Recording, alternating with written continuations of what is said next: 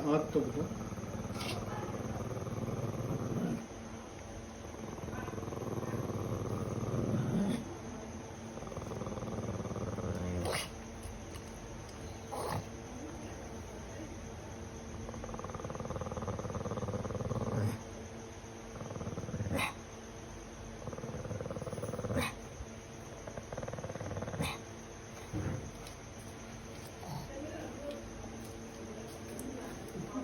क्यों गुस्सा आ रहे हो?